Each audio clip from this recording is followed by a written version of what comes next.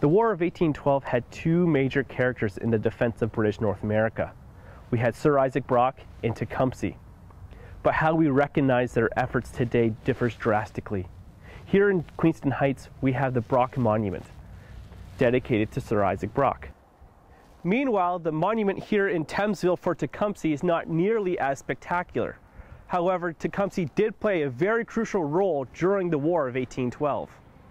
The Huff and Puff Hockey League has over 20 teams and meets 3 times a week, Monday, Wednesday, and Thursday. All participants must be over the age of 55 in order to participate. This is Derek DeBolster for Fanshot TV. The tents are gone, but the people's hearts live on here at Victoria Park. The occupiers have planned a General Assembly meeting for later today to decide where Occupy London will go from here. Derek DeBolster, Fanshot TV. I am Derek DeBolster, and here's what's making news this hour. Canada is pulling out of the Kyoto Accord.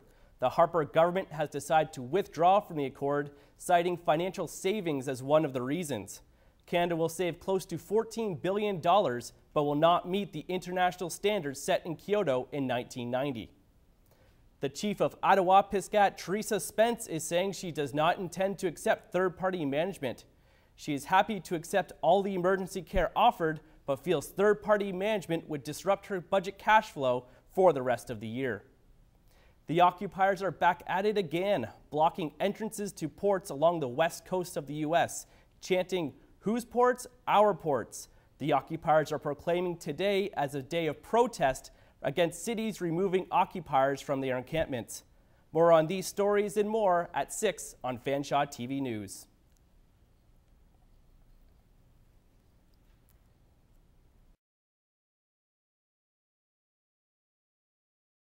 The War of 1812 stays alive here in the 21st century with the Royal Scots Reenactment Group, who gives a taste of what the War of 1812 was really like.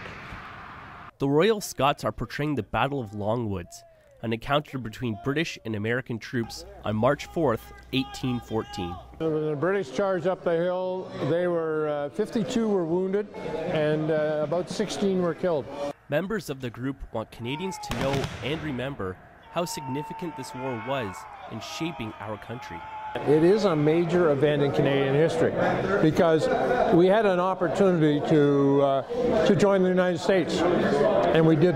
For whatever reasons happened, we did not join the United States. We fought them, and for us to think of the fact that we were able to hold them off is a major achievement when you look at the size differences, population differences. The Royal Scots formed over 20 years ago and do more than just reenact the Battle of Longwoods.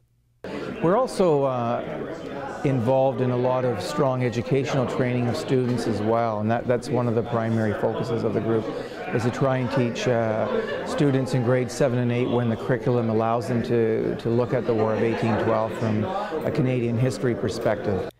Each member of the Royal Scots has their own story and passion for why they decided to join the group. And I became involved primarily as, since my great-grandfather was William Caldwell, who was actually present at the Battle of Longwoods and was the head of the Caldwell Rangers. I'm a history nut, and basically this is just absolutely one way of bringing history to life. It's the experience is just incredible. Number one, I've stayed overnight in almost every fort in North America, at least in eastern North America. And what other hobby can you do that? And these are where and you have to have an imagination. You have to put yourself back in time. And this is a perfect hobby for that. The lessons learned through reenactment give a different perspective on war and what it was like to be a soldier during those times. And the one thing you learn is the fact that wars are stupid, and that the people that fought them you feel for them.